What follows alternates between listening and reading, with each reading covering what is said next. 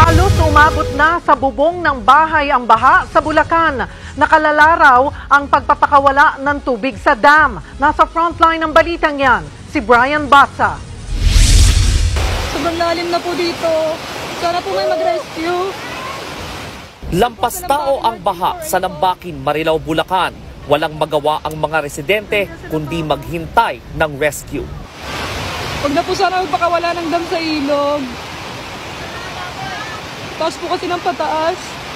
Pataas daw ng pataas ang tubig dahil sa walang tigil na ulan na sinabayan ng pagpapakawala ng tubig sa dam. Ang mag-anak na ito sa bubong na ng bahay tumawid para masagip.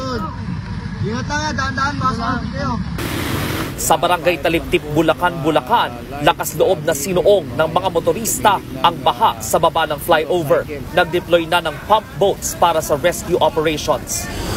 Nagkalat naman ang malalaking tipak ng bato sa gitna ng Cannon Road, Barangay Camp 4, Tuba, Benguet. Puspusa ng pag-aalis sa mga bato, lalo't stranded ang mga sasakyan. Ayon sa residenteng si Mirna, ito na raw ang pinakamalalang pagguhong nakita niya sa lugar. Nakaka-nervous nga po pagka lumalagabog yung malalaking bato, parang kumakabog yung puso. Kaya umalis na lang kami kagabi. Target ngayong araw mabuksan sa publiko ang Cannon Road, pero pinangangambahan ang patuloy na pagguho ng mga bato at lupa, lalo't walang patid ang ulan. Sa La Trinidad, lubog sa putik ang mga pananim na lettuce. Simula pa raw kahapon ang buhos ng ulan, kaya isinasalba na ang mga mapakikinabangan pa. Nabaha na siya, na-flood na siya, kaya may mga putik na yun. Yung iba, pagka hindi na talaga siya pwede, nire-reject na po. Yung iba talagang kukunin para maibenta.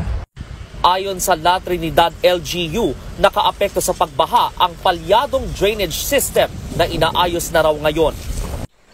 Ang bahay na ito gumuho dahil sa landslide. 2 landslides ang naitala sa Benguet. Umabot na sa 17 pamilya o 70 individual ang inilikas sa probinsya. Sa Pagao, Cagayan, rumagasa ang tubig sa Nia Dam. Hindi naman madaanan ng anumang klase ng sasakyan ang detour bridge sa bahagi ng Barangay Fusina sa bayan ng Lalo at nagdudugtong sa bayan ng Camalaniugan. Aabot sa 170 residente ang inilikas sa probinsya dahil sa banta ng pagbaha at pagguho ng lupa. Hindi rin madaanan ang Nueva Vizcaya Pangasinan Road dahil sa gumuhong lupa. Nagbabalita mula sa Frontline, Brian Basa, News 5.